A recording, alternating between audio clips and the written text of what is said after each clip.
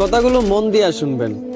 একটা মধ্যবিত্ত পরিবারের ছেলে, সে মোটামুটি সবার সাথেই খারাপ ব্যবহার করে চলতো। সে রাত 1টা 12টায় বাসায় ফিরতো।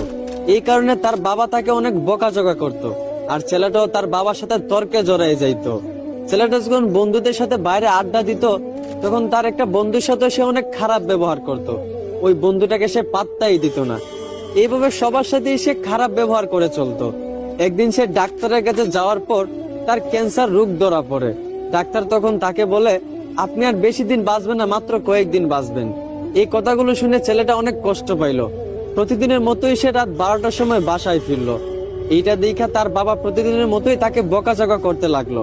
কিন্তু অবাক করা বিষয়, প্রতিদিনের মতোই ছেলে তার বাবার সাথে তর্কে না জড়াইয়া তার বাবার গালিগুলা মন ভরে শুনতে লাগলো।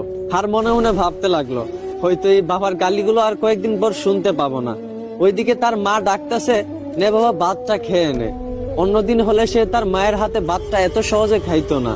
কিন্তু আজ অবাক করা বিষয়, তার মায়ের হাত থেকে প্লেটটা এনে প্রাণ ভরে ভাতটা খেয়ে নিল। আর মনে মনে ভাবলো, এই বুঝি মায়ের হাতে শেষ খাওয়া। এইগুলা দেখে তার মা বাবা অনেক অবাক হয়ে গেল। এভাবে তার মা বাবার সাথে অনেক ভালো ব্যবহার করলো।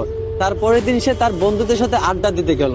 যেই বন্ধুটার সাথে সে সবসময় খারাপ ব্যবহার করত, ওই বন্ধুরা তাকে আজকে একটা গালি দিছিল।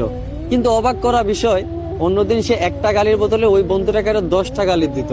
কিন্তু আজ অবাক করা বিষয়, ওই বন্ধুটা গালি দেওয়ার পর সে বন্ধুটাকে জড়িয়ে ধরে কাঁদতে লাগলো আর বলল, ভালো থাকিস রে দোস্ত। এইগুলা থেকে তার সকল বন্ধুরাও অবাক হয়ে গেল। যেই বন্ধুটা কখনো খারাপ ব্যবহার না করে থাকতে পারতো না, সেই বন্ধুটা সবার সাথে হাসি মুখে ভালো ব্যবহার করতেছে। সবাই অনেকটা অবাক হয়ে গেল।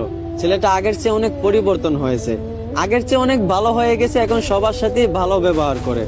এইভাবে মাসখানিক যাওয়ার পর ছেলেটা আবার ডাক্তারের কাছে যায়। ডাক্তারের কাছে যাওয়ার পর ডাক্তারকে জিজ্ঞেস করে, আপনি বলছিলেন আমি হয়তো কয়েকদিন বাঁচবো, কিন্তু প্রায় 1 মাস কেটে গেল। আপনি কি কোনো গ্যারান্টি দিতে পারবেন যে আমি আর কতদিন বাঁচবো? এইটা শুনে ডাক্তার ছেলেটাকে বলতে লাগলো, দেখেন একটা কথা শুনেন, আমি ওই দিন যে আপনাকে বলছিলাম আপনি মাত্র কয়েকদিন বাঁচবেন, এই কথাটা আপনাকে আমি মিথ্যা বলছিলাম। আর মিথ্যা বলার কারণ আপনাকে পরিবর্তন করা। আপনি আগে সবার সাথেই খারাপ ব্যবহার করতেন। আপনার বাবা যদি আপনাকে বকাঝকা করতো, আপনার বাবার সাথেও আপনি তর্কে জড়াই যাইতেন।